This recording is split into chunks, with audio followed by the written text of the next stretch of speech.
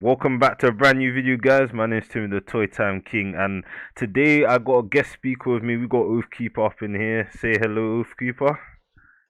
Hello.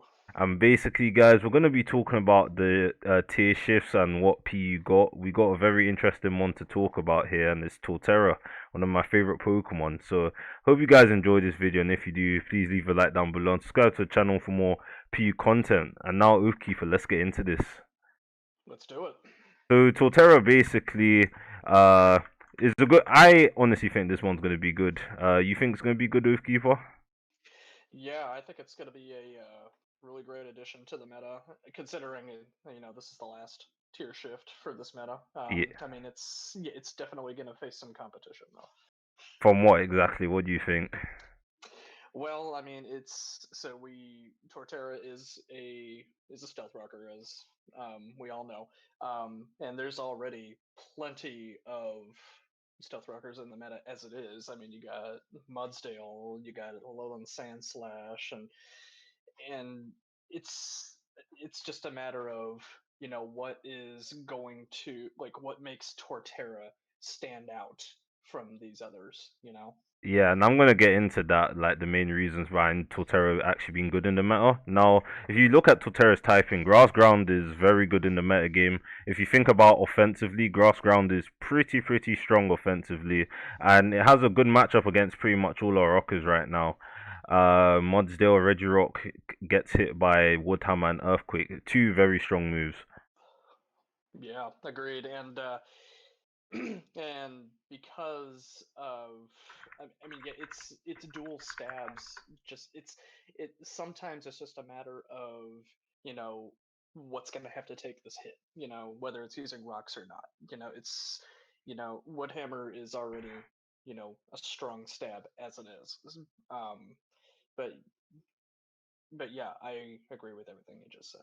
Yeah, and also the fact that it has a very good matchup against Electros and Victory Bell as well, because thanks to its ground typing, it blocks Volt Switch, and Sludge Bomb is a neutral attack, so you can get off pretty good damage with Earthquake, and then yeah, it just does pretty well. So I think it's gonna be around maybe A plus in the meta game. We'll see how it goes, to be honest. Yeah, I agree. And now we're gonna get into the sets now. So what's the first set we're gonna talk about, Oathkeeper? Well, the first one that comes to mind is probably the defensive stealth rock set. So like I said, it's gonna face some competition from the other rockers in the PU metagame right now, but it's but it's just the fact that it can, recover all that lost HP with synthesis, and it's got its dual stab and Woodhammer and Earthquake, and its bulk is actually like at least above average, I'd say, and that is definitely a I guess you want to call it a standout, trait that it has. I mean, sure, it doesn't have stamina like Mudsdale does, but um, I mean, Torterra could definitely make up for it with synthesis. Yeah, and it's really like it differentiates itself from Regia Mudsdale, for example, because of the recovery and synthesis. Doesn't need to run like a pinch berry or leftovers. Well, I mean, you could run leftovers, but what item are we running on this Spadef Torterra exactly? I initially do have leftovers, but you could choose to go Grass Z or Ground Z. I would probably favor Grass Z in this case, um, because there's only so few Pokemon that can take, like eat up grass moves in this meta. Um, I mean, apart from Sap Sipper mons like Drampa or but overall, I mean, even without a Z, these two moves are still hitting pretty hard. Yeah, Grass Ground again is pretty strong offensively, and Shell Arm, I guess, or Overgrow. What do you think? Well, I mean, as good as shell armor is with not getting crit at Yeah, all. Overgrow just does seem better overall, in my opinion. I mean, like Torterra is slow. Let's remember that. So I mean, let's say, yeah, you get hit first. and you're down at that threshold of what I think it was 33%, Yeah, and yeah, and then oh you get that wood hammer off. Yeah, it's going to be a little bit stronger than it would be if you went first. yeah, and I like it. I like Overgrow, to be honest. Like Woodhammer is just even stronger than before. Now, moving on to the next set, we're looking at the more offensive Torterra set, which is Double Dance, and that's probably the scariest set of Torterra in my opinion, because Swords Dance and Rock Polish, like, sure is Shell Smash in two, like, slots. Like, if Torterra had Shell Smash, I'd be very happy, but we're just gonna have to deal with Rock Polish, to be honest. hmm Yeah, and I mean, yes, the only attacking moves you're running on this are dual stabs. So I mean, there's um, probably going to be a few mons that can stand up to this, like the ever increasing in use Bronzor, and I mean, I can't think of any others off No, the cause top of my head. I don't think anything switches into a +2 Woodhammer. Like Bronzel's not gonna. Nothing appreciates that in this tier apart from grass immunities. Nothing at Right. all.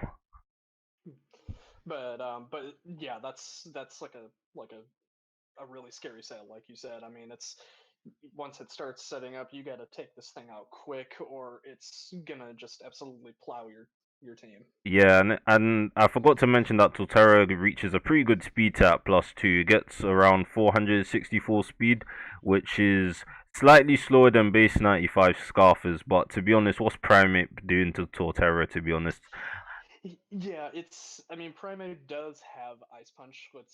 I mean, let's be honest, but I mean, it's not running it nowadays. I mean, Primate's usually running like Gunk Shot or Stone Edge, but no, Torterra would easily be able to, stand up to Primate in like one close combat.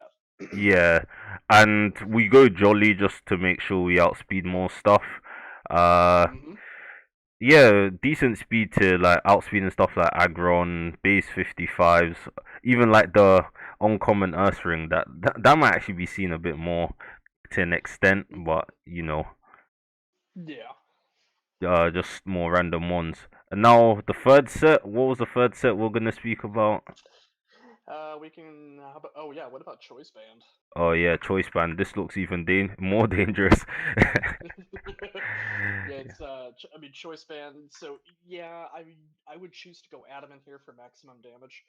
Um, I mean, yes, you're definitely sacrificing some speed here, but I mean that's a small price to pay given the typing that we have here. Yeah, But I mean I'm running excuse me, Woodhammer, Earthquake, Stone Edge, and Crunch. Crunch is there for, like I said before, Bronzor. Bronzor seems to be increasing in usage lately. Crunch is hitting it pretty hard, especially with a band. And but I mean overall, it's a matter of, okay, what's coming in and what's taking this hit. yeah. I don't have. We don't. I don't think we have too much to say on Choice Band. It's just your typical wall breaker with crazy dual stab, and yeah, it's gonna be a threat. Like, just be careful what you're switching into Torterra, to be honest. hmm And now Assault Vest. Let's go on to Assault Vest. If you guys saw my MP post, I did suggest this set because on paper it actually doesn't look too bad. Like again, like Torterra has decent bulk, 95, 105, 85 HP defense per death is pretty solid in my opinion. And if you manage to go 92 HP, I even forgot the EV spread again, is max attack and then 164 speed. You're able to outspeed a defensive Jellicent, defensive Lantern, and also max speed positive natured Caracosta. So you're able to really threaten these mons out a lot, which is pretty nice in my opinion. Yeah, because all three can just be really annoying. Yeah, a Caracosta sets up, and you need to like revenge kill it with faster mons. And Torterra also, this is the set that just completely stops like Victory Bound Electros because Flamethrower is a free hit KO if I recall correctly, and then Sludge Bomb is also a free hit KO, and you two hit KO them with Woodhammer and Earthquake respectively, which is pretty nice. Yes, very. And then well, I know I was gonna add something else. And then oh yeah, Caracosta, like it could be. I would expect to see Caracosta run Ice Beam a little bit more, so outspeeding it would be, like outspeeding it initially would be, kind of smart before it has a chance to use Ice Beam. Yeah, that'll be pretty good. And also, the Ice Beam hits Tangela as well, which isn't too bad in the metagame right now, because it just walls a Right. lot of physical attackers. Even walls Torterra, so another Tangela gets a bit better here, to be honest. Yeah. And Tangela is easily going to be, excuse me, Tangela is easily going to be casted lower. Yeah, is good, is good. Now, but I think we discussed most of the possible Torterra sets. I can't really think of anything else. Can you? Nothing else comes to mind. I guess in theory you could run like an offensive rocks set, but I mean you gotta take advantage of Torterra's amazing bulk. Um, it's just so good, and I mean sure the one thing that Torterra fears is ice moves. So I mean you could probably take like one or two ice punches from something like oh gosh, I don't even know what runs ice punch nowadays. Usually it's icicle crash on Uh, Alolan Sand Slash. But I mean you just gotta take advantage of that yeah. really nice bulk. Like it Um doesn't do bad as an offensive mon to be honest, but like it is pretty bulky and again take advantage of offense and defense on this Pokemon. for sure.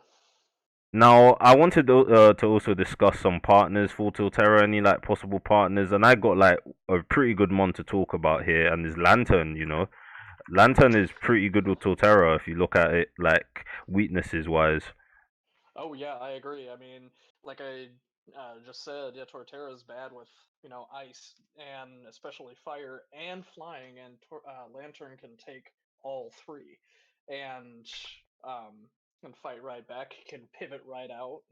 It's yeah, Lantern's a perfect partner. And I think Lantern's a bit underrated right now because Electros is like running around, so everyone's kind of forgotten about Lantern as a defensive mon. But it's still a very good Pokemon right now, in my opinion. Yeah, I do not disagree. And like I think this core actually shuts down Electros like pretty hard, because they're both electric immunities. So hmm like you can't really pivot as well as you really want to. So you're just like doing switches, and you just the Electros user just loses momentum. So it's pretty good. Yeah, this definitely. I mean, Torterra coming in is definitely raising some eyebrows for Electros. And like you just said, I mean, Lantern could just pivot on Electros, and then in comes Torterra and hits hard with Woodhammer. Yeah, and is a pretty good 2-hit KO against Electros. So yeah, it's really pressured a lot. Yes, it is. And now, before I end off this video, guys, I just wanna pose Oki for the question. How do you think Frostlass and Quagsire leaving has impacted the metagame? Well, I will definitely say this: fighting types just got a little bit better because Frostlass was definitely it wasn't meta. At least I don't think it was meta defining, but it was definitely one of the better fighting checks in the meta. And the fact that it's gone is just it's I mean Girder just got a little bit better, and Hitmonchan just got a little bit better. Throw is definitely getting better now that Frostlass is not taunting it, excuse me, from using bulk or bulk up or sub. um and then Quagsire, that's just like the icing on the cake for them, because I mean Unaware just put a crimp in any setup opportunities that they had. So yeah, fighting types just easily got better in my opinion. Yeah, and I think Quillfish is now by default the best spike in the tier now because Lass is gone, and like I don't think Farah and Roselia are good spikers right now, but Quillfish is still a pretty good Pokemon right now. Yeah, I mean, yeah, it's and if you're the kind of person who likes to run like a Kanga Spikes team with a Kangaskhan and another Spiker, yeah, Frostlass, um, I'd say was a close second to Quillfish, if not, or Frostlass, either that or Frostlass was the number one Spiker to go with Kangaskhan, but Quillfish is definitely a good replacement as a a fighting check to go along with Kangaskhan. Yeah, I expect Kangaskhan and Kangaspikes like to get even better than before. Cause Kangaskhan already is a pretty good Pokemon right now. Like just like watching seasonal games and like snake draft games for PU, Kangaskhan is pretty solid right now, and it just got even better. Yeah, it did, no doubt.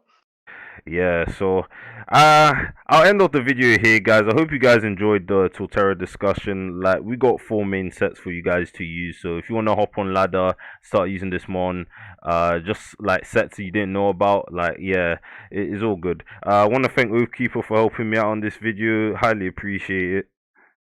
Yeah, thanks for having me. I appreciate that. Yeah, we'll get in some good discussion about this one and also just overall meta. So again, if you guys enjoyed this video, please leave a like down below and subscribe to the channel for more PE content. But without further ado, guys, I'll see you guys in the next one.